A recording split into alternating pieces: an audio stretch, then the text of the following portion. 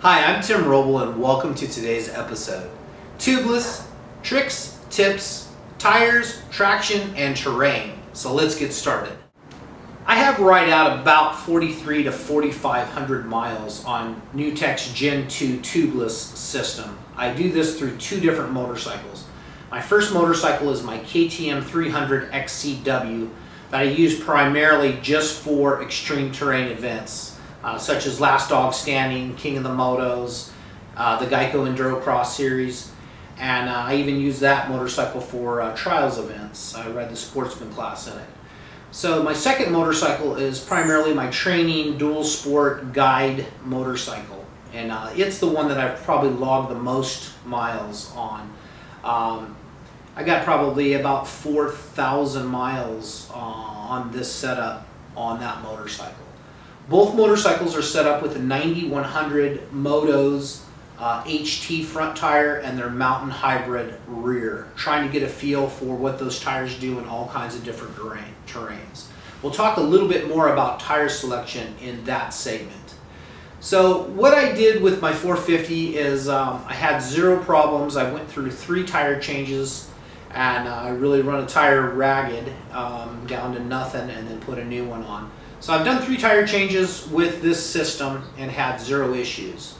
Put on a relatively new set for the Big Bear Trail Riders ride up in Big Bear, California in 2015. So I go up there, it's late June, and I set up with the motorcycle, we take off, and it's pretty gnarly terrain. It's not an extreme enduro, but it's definitely what you would call a very tough trail ride. The distance is really what makes it tough, and then you're doing it on like a dual sport motorcycle versus your extreme bike.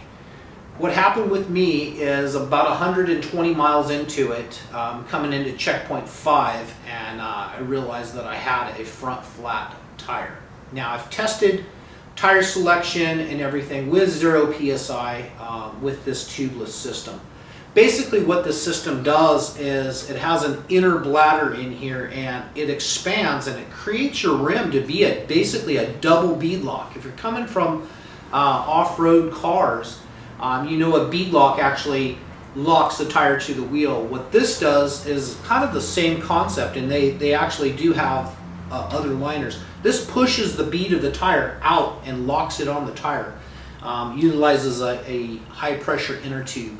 I run it right at 110 PSI. So I come into checkpoint 5 and I notice I got a front flat. I figured, you know what, I probably dinked a rock and I put a hole in the tire, no big deal. We got about 40 miles to go. I'm not going to stop and fix it. I'm just going to ride it out. And that's what I did. So I finished all the checkpoints and got done, with the exception of when I got to checkpoint 5, I found out that I had missed checkpoint 4, so I didn't get my plaque this year. Not a big deal. I still finished everything, and it's a great deal, and they'll see me back next year. Enough said. So now I come home and I examine what happened, what failed. I'm into product development. If there was something with the system or something I did, I want to make it better. So what I did was I looked and I didn't have a hole in the tire, and it was the inner liner that had popped. So what happened there? So I checked the wheel, I checked everything out. I said, you know what, maybe it's just had too many heat cycles or something, I don't know. I didn't feel any burrs on the liner, so I put a brand new liner in, I put it all back together, and I check it the next morning, everything's good, pressures are good. Following morning, I do the little hand check, I'm getting ready to ride the next morning. For a train ride, I go out and I have a front flat tire again. I said, man, I didn't even ride it, what happened? So I pull it apart, and on further inspection on this inner liner that they give you to put around it,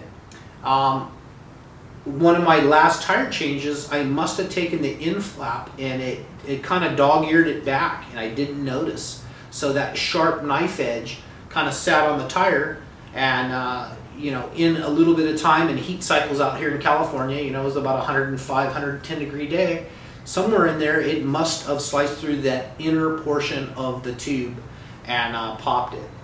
So I got on the phone with Jeff at NewTek, and I said, hey, we have a solution for this. And he told me, gave me a great tip, and I want to share that with all of you. Still running his inner liner, but what I did is I took just electrical tape Stretched it out, let it relax, the same process you do for this liner, and I ran a bead around the middle, and then a bead around the side, and the bead around the side. So it covers everything up, and now that tube has a really soft spot to lay, and I imagine with each tire change, I'm gonna, check and figure out, if this is working, if it's not working. But now I do know what to look for, and that's what I wanted to share with you. So that's for tips and tricks. So I hope this helps. Let's move on to our next segment, tire selection. Let's talk tires. What I look for in a tubeless system is the carcass of the sidewall and the integrity of the bead. And this Moto's 9100 21 for the front has worked out really well. Now this is a DOT tire that I still race on King of the Motos, Enduro Cross, all of that. I do a little siping and grooving on it to make it a little bit better. On my 450, I tend to run it just this stock tire. I'm able to run this front tire to break it in. I break it in at 0 for about 30 to 40 miles. So the inner chamber has 110, which also kind of works as a run flat. You don't get that much flex out of it because it's somewhat of a, I'll call it a medium carcass, and that's kind of what I look for. It has a rim saver built in, and I will bring this up. I usually go through, my standard setup used to be an ultra heavy duty tube, running in front maybe about 5 to 7 depending on the terrain, and then the rear usually 5.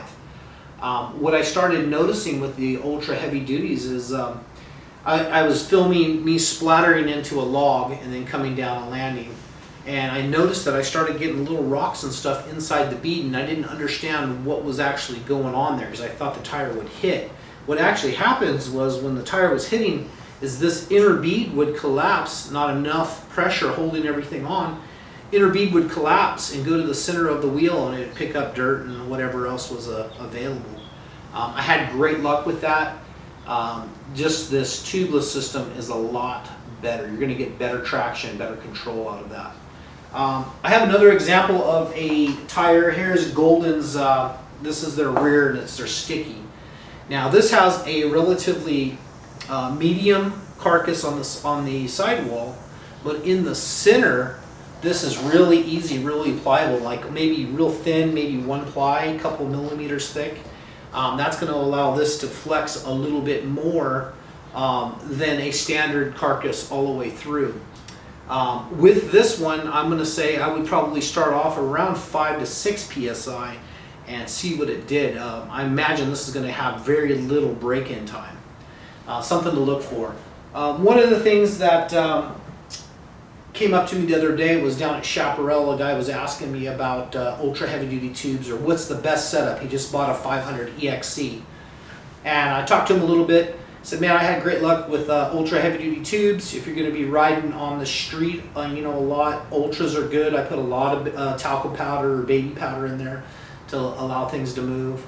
And I would probably run it around 7 psi, 8 psi for that type of thing. I said another thing you can consider is the tubeless. Although the tubeless is not DOT certified, I have put plenty of miles. I probably put maybe 800 miles. I don't do a lot of street riding. It's all transfer sections, but probably 800 miles on the tubeless on the street with low pressures and no issue other than great traction.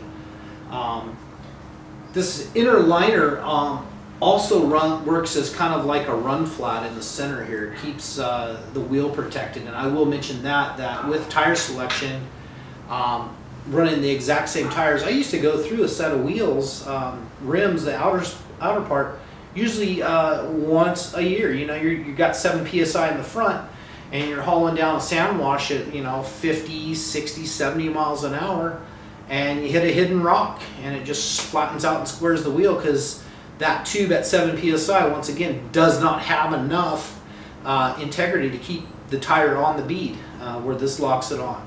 So I hope that helps a little bit for tire selection. On to terrain. With terrain, you have to look at the type of riding you're going to be doing. Is it going to be desert racing? Is it going to be a GNCC? Is it going to be Big 6?